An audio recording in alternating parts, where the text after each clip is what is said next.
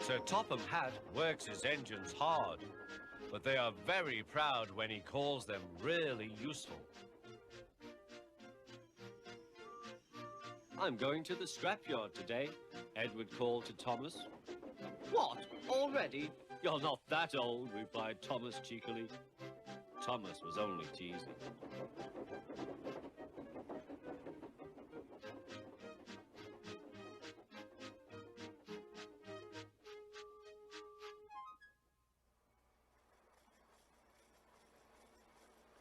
The scrapyard is full of rusty old parts and machinery. They are broken into pieces, loaded into cars, and Edward pulls them to the steelworks, where they are melted down and used again.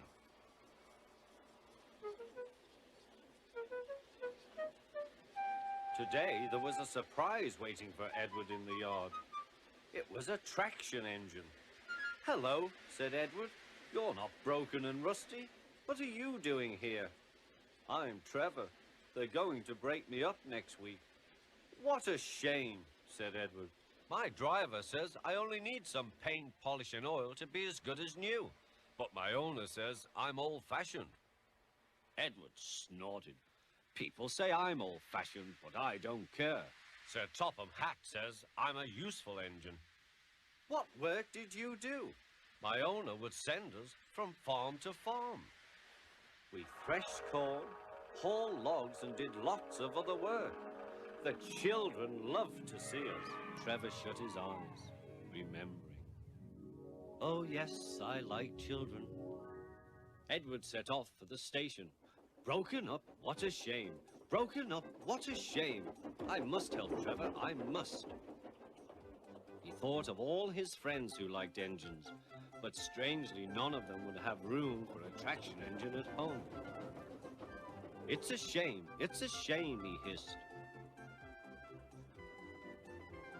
Then, beep, beep! Why didn't I think of him before?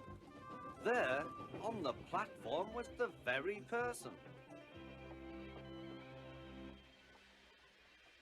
"Hello, Edward. You look upset. What's the matter, Charlie?" he asked the driver. "There's a traction engine in the scrapyard, Vicar. He'll be broken up next week. Jem Cole says he never drove a better engine." "Do save him, sir. He saws wood and gives children rides." "We'll see," replied the vicar. Jem Cole came on Saturday. "The Reverend's coming to see you, Trevor. Maybe he'll buy you." "Do you think he will?" asked Trevor hopefully. "He will when I've lit your fire and cleaned you up." The vicar and his two boys arrived that evening. Trevor hadn't felt so happy for months. He chuffered about the yard. "Show your paces, Trevor," said the vicar.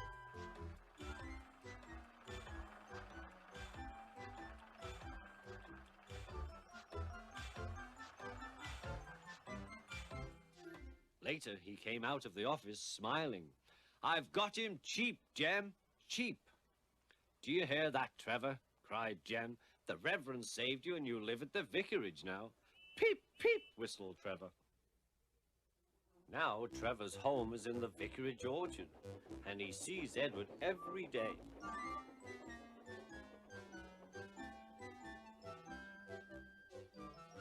His paint is spotless and his brass shines like gold. Trevor likes his work, but his happiest day is the church fair.